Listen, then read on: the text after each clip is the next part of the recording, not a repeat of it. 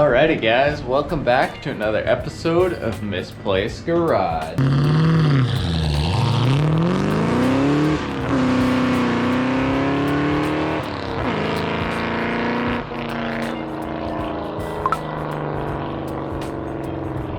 So one of the key components that I was missing on my ignition control was one of these little guys.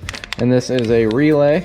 This basically will be able to send power through the switch or send all of the power directly to the fuse box and still have it switched, because I had the fuse box running through a switch. The switch was probably like 20 amps or something, and it just immediately blew up when I turned the fuel pump on, because I was running everything else and the fuel pump on just one switch, and that basically caused it all to fail and thus no power anywhere really. So I spent a bunch of time researching and looking into why nothing was working, because I got it all hooked up with the large 80 amp relay and it still wasn't working, only to find out that I basically had a ground in place for a power wire. I was supposed to have a power wire to...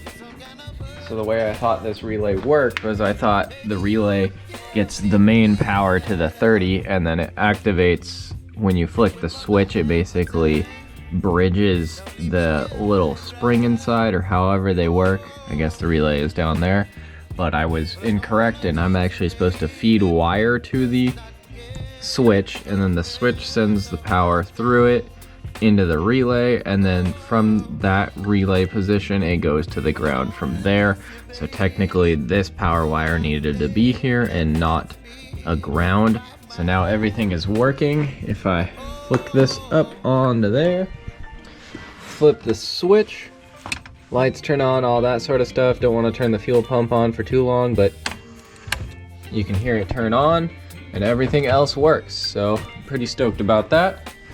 Now we are on to the next project. So the next project is this little connector right here. I bought this on the internet and I failed to realize that this is a 90 to 93 Miata motor, so the electronic ignition control is separate from the coil pack. How would I have known that until I started wiring it up? I don't know, but anyways, I got the little ignition module over there, and now I need to figure out what wires to splice into this, along with splicing all of those wires. So I know that there's a lot of extra wire here, but I'm leaving enough wire to where if I have to cut the connector out again, I can rehook it up without problems. This is the ignition coil wire. This comes from the ignition switch, which is now relayed. So this will have, I think, 30 amps on it. I think I have an 80 amp relay on it, so should be enough for the moment, unless it blows up, then we got other problems and I go with the bigger relay. But for now, that's connected. This blue wire goes up here into the ignition coil from the ignition module. Obviously goes back, and that is switched, so no problems there. I connected it, soldered it, and heat shrink it, so now that is good to go. Now I got to connect two more wires. These ones are for a diagnostic connection, and I'm not going to hook them up quite yet, but I will eventually. That's on the list. I'm running all sorts of wires everywhere. I got to hook up a bunch more still. Alright guys, unfortunately I missed last week's video because I got extremely busy. It's getting nice outside and I started to do some yard work, so kind of put this on the back burner because it's obviously a huge project. So it's still chugging along though. Last I was checking was if I got spark. I think I took a video of that, I'm not sure, but I wasn't getting any spark, so I think something may be hooked up improperly, or it's not getting power, or something to that sort. I had the ECU down here on the ground, hooked up to a fuse in the fuse panel just over the door, and it wasn't getting power, so I think I may have something spliced in incorrectly somehow, or something like that. So I'm not sure what exactly is going on with the spark, but I'm a little over it at the moment. You know, once you, I don't know if any of you guys can relate to this, but once you work on a car just continuously for I think I've been working on this for like 6 months straight now, and I still don't have an engine running. Like, it kind of wears on you a little bit, and you're kind of ready for a project that is running. So I kind of want to work on my other cars. So this car might be put on the back burner for a little while, probably a couple weeks maybe. So you won't see a video on this car for a little bit, but it will be back.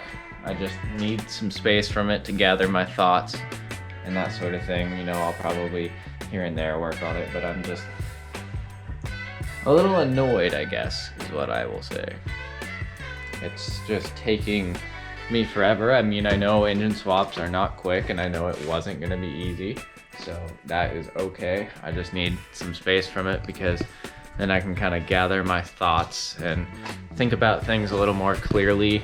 Maybe if I work on other stuff a little bit more, I can see how it's done with those vehicles, or blah blah blah. It's a little taxing, so I want to put it to the side, gather my thoughts, and then come back to it much better, and I will be able to do an even better job. So I'm going to gather all my tools off of the car, clean it up a little bit, put the top up, and then probably put it in my backyard for a little while, just to push it out of the way so that I don't need to deal with it or whatnot. And I can work on other vehicles for a little while. It is getting nicer outside, so I want to get the 2 Cobras dialed in, so then I can take those out, because this is still a long time away from driving. So I think those cars are more important for the moment. So if you guys want to stick around for the Cobras, please considering following those. This car will be back, just gonna take a break.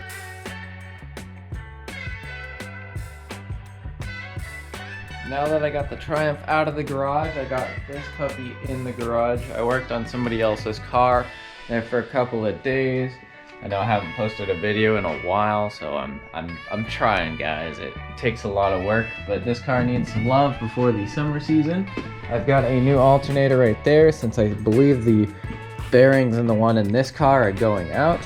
And if you're new here and don't know what this is my 94 SVT Cobra. It is an authentic one. Has everything Cobra there, you know, all the sorts of good stuff. Got lots of plans for this summer. I want to take it out to the racetrack some more. I've got a set of sticky tires to throw on here, as these are just all seasons, so they don't work quite as good, but got to get that alternator swapped out, and hopefully I can get this car sounding better and that sort of stuff. It gets a nice belt squeak, and the alternator makes some funny sounds, so I'm going to pull that stuff off, probably clean the air filter too.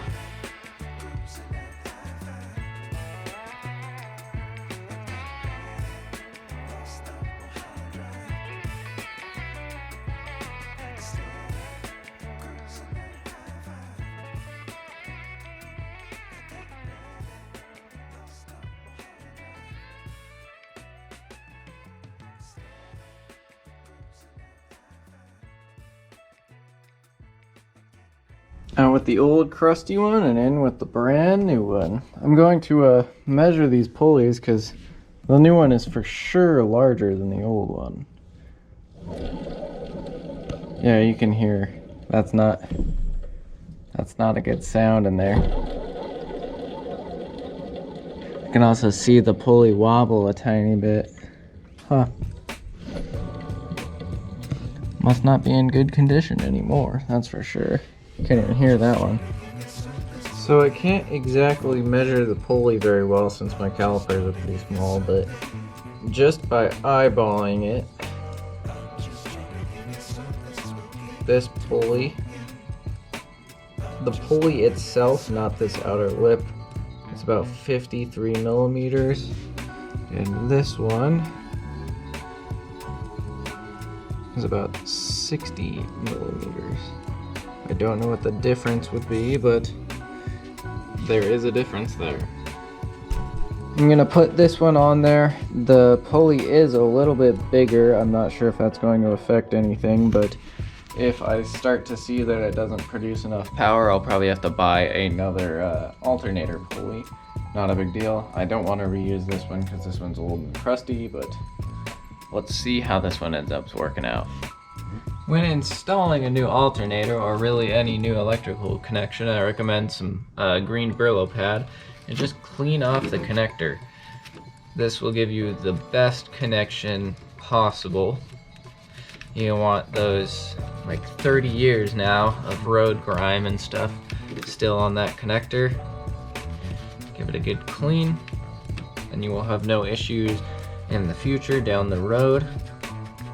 But this alternator is actually fitting pretty dang nicely. I'm very pleased with it.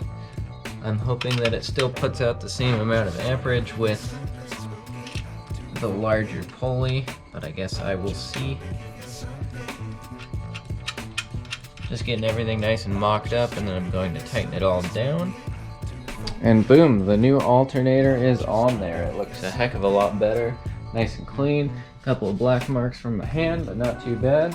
Let's throw the battery back on and start it and see if I get charging.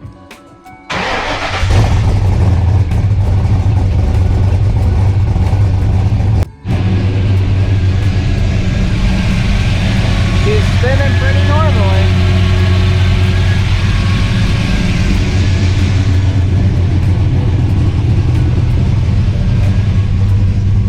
There's also plenty of charging. It is at the M. I think before it was a little higher, but I'm not worried about it. Sounds good still. So the next thing up on the list for the 94 is cleaning that air filter. I don't think I've cleaned the air filter in probably 2 years, so shame on me for not doing it. Picked up some of this K&N recharger, so should be able to clean it up nicely. Oh yeah, I pulled this filter out and she is definitely pretty dirty.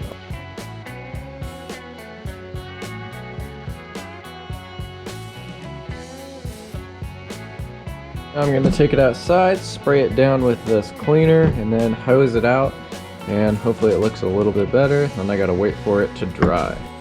I would say that that's at least twice as clean. There's still a little bit of gunk up in there, but I think that's as good as it's going to get. Sprayed it out quite a bit. It looks nearly new. I've got it sitting here in front of my heater so that it will dry out kind of quickly, and then I will hit it with the oil. Notice that this oil is red and the filter's blue.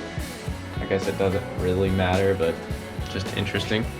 Anyways, I figure you don't really need to see me spraying oil on an air filter and putting it back in a car, so I'm gonna leave this video here. If you like the video, or if you like what I'm working on, please consider liking, commenting, and subscribing, and I will see you in the next one.